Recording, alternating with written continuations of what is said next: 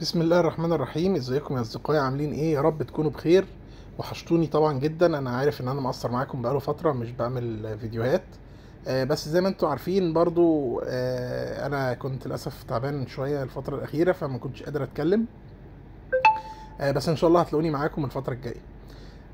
اول حاجه طبعا انا جالي طلبات كتير لشويه حاجات معينه، فانا قلت هبدا معاكم بالبوت الجديد الخاص بشركه كاتزن، او البوت اللي هو لسه منطلق من فتره قريبه جدا، بقاله تقريبا يومين.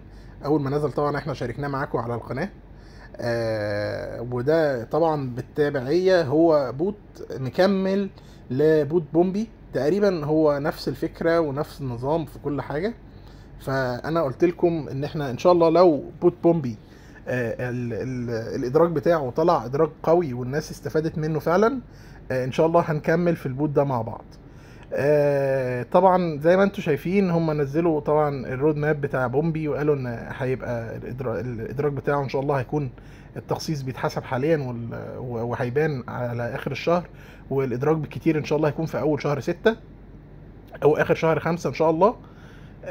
ده انا برضو طبعا زي ما انتم شايفين اللينك بتاع البوت هتلاقيه موجود على قناتنا على التليجرام، وبرضو هسيبه لك تحت في وصف الفيديو.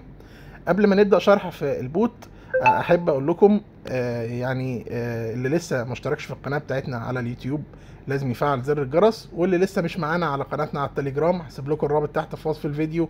لازم تبقوا معانا هناك عشان تتابعوا معانا كل جديد، وخصوصا ان الفتره الاخيره في شغل كتير جدا على التست نت وعلى برامج التعدين. احنا حاليا شغالين عليها، لازم تبقى معانا هناك هتستفيد جدا. يلا بينا نبدأ في شرح البوت بتاعنا الجديد، بوت كابي بامب. زي ما انتم شايفين بوت كابي بامب هو يعتبر بوت ام ار بي جي، او لعبة من لعب الام ام ار بي جي. هو الى حد ما مسلي طبعا. زي ما انت شايف هو عبارة عن ان انت بتروح تقتل شوية وحوش وتاخد منها جامز. الجامز دي يا اما بتزود الليفل بتاعك يا اما بتديك جواهر علشان تقدر تشتري بيها طبعا. وفي بقى مهمات، طبعا نفس الفكره تقريبا في بوت بامبي.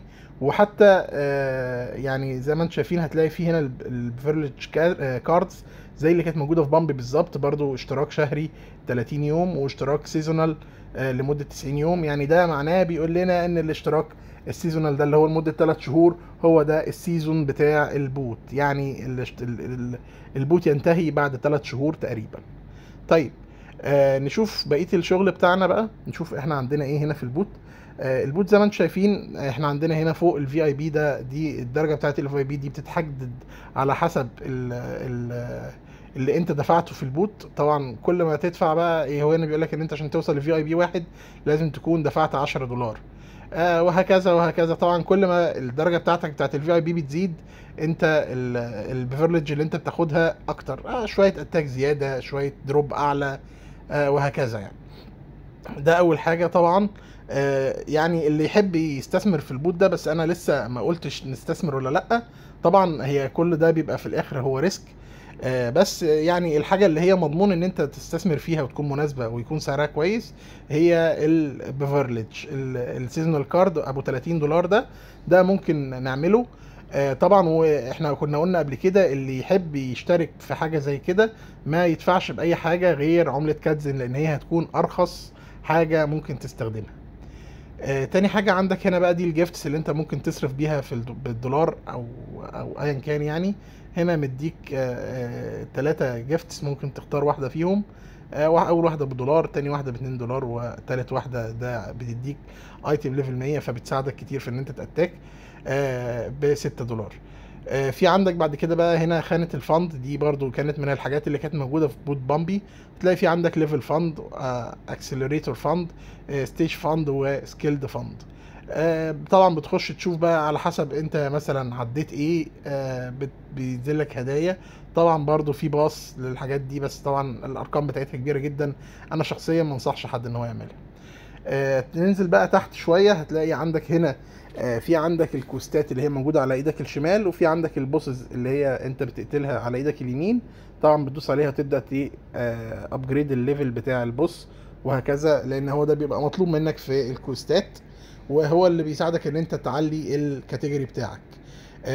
كمان في عندنا هنا بقى طبعا الايتمز دي انت بتجمعها من على الارض هنا، تبدا تعمل لها ابجريد واحده باي 1 باي 1، يعني 1 باي 1. طبعا في تحت هنا هتلاقي عندك الليفل بتاع الدروب ده، انت كل ما بتعلي في الليفل بتاع الدروب بتاعك بيبقى نسبه الايتمز اللي بتجيلك افضل. زي ما انتم شايفين، يعني انا مثلا وصلت هنا ليفل 8، ليفل 8 ده بيديني ممكن يديني نسبه ان انا يجيلي ايتمات اس، بس دي نسبتها 2 من 100%، وهكذا وهكذا. كل ما بتعلي الليفل كل ما الدروب بتاعك بيبقى احسن، وبيبقى الايتمز اللي بتجيلك افضل. طبعا ده بيكون احسن بالنسبه لك ان انت بتعلي الدمج بتاعك وتقدر تعلي الليفل اسرع واسرع.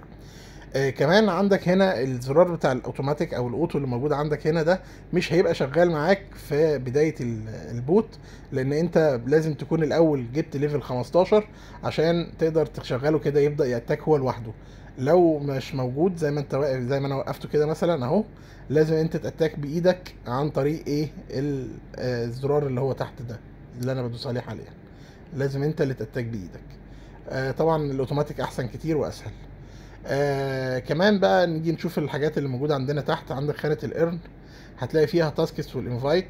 التاسكس دي اللي هي المهام العاديه اللي موجوده في كل الحاجات، انتوا اكيد عارفينها، يعني مثلا ار تي كابي بامب، هتعمل تويته، تعمل يعني حتى الحاجات دي مش لازم تعملها فعليا، انت مجرد بس ما هتدوس عليها ويفتح التويتر وتقفله تاني تعمل كليم هتكون خلصت المهمات. نفس الكلام هنا بالنسبه للديلي، هتلاقي في عندك شويه مهمات برضو تقدر تعمل لها كليم، برضو كلها مهمات بسيطه جدا. في عندك تاني حاجه هنا في الارن برضو عندنا الانفايت، انت مجرد ما بتعمل انفايت لاصدقائك بتبدا تاخد نسبه 10% من اللي هم بيجمعوه. في عندك كمان خانه الرول، في عندك حاجتين، عندك الماونت وعندك السكيل. انت طبعا اللي لعب معانا بومبي عارف موضوع السكيلز ده. لو عامه يعني انت بتخش تعمل جيت سكيلز وتعمل درو، تاخد سكيلات، او زي ما انت شايف كده تقدر ترجع تاني تعمل بيهم اي ابجريد. ساعات بيجي لك اوفرز زي دي، بتبقى اوفرز كويسه للناس اللي عايزه تدفع. انا شخصيا مش هدفع في البوت ده لغايه ما اتاكد من بوت بامبي. زي ما انت شايف بتعمل بعد كده وان كليك ابجريد، بيعمل ابجريد هو اوتوماتيك للسكيلات، وترجع انت تعمل لها اد تاني. عندك بعد كده الماونت، برضو الماونت ده كان موجود في بوت بامبي، بيبدأ يعني كل يوم بتاخد 100 من دي بتعمل بيها ابجريد للماونت بتاعك. في عندك هنا بقى الجديد، عندك 3 دينجون مش 2 زي بوت بامبي. عندك الدينجون التالت ده اللي هو بتاع الدينجون رش، ده انا لسه معرفش هو بتاع ايه، بس في عندك 2 دينجون اللي هو بتاع البي كي بيديك 5 كل ساعة بتاخد واحدة. والدريم مانر ده بيديك ايه، بيديك الجزر اللي موجود تحت ده اللي انت ايه تقدر تاخد بيه محاولات عشان تقدر تعمل كيلز اكتر. اخر حاجة معانا هنا الشوب. زي ما انت شايف الشوب هتلاقي فيه دايما كاروت، 30 كاروت فري، وبقيه الحاجات بتتباع يا اما بكاش يا اما بجولد. انت الجولد طبعا بتحصله من المهمات، والكاش انت بتدفع فلوس عشان تاخد جولد. بس كده ده يكون شرح سريع لكل حاجات اللي موجوده عندنا في بوت كابي بامب، الاستمرار الطبيعي لبوت بامبي. يا رب تكونوا استفدتوا من الشرح بتاعي السريع ده. انا حاولت ان انا اتكلم بسرعه علشان ما يبقاش الفيديو طويل عليكم. بس كده اصدقائي، وان شاء الله طبعا هسيب لكم البوت بتاع الرابط بتاع البوت تحت في وصف الفيديو، ورابط قناتنا على التليجرام، لازم تبقوا معانا هناك. واشوفكم بخير، مع السلامة يا اصدقائي.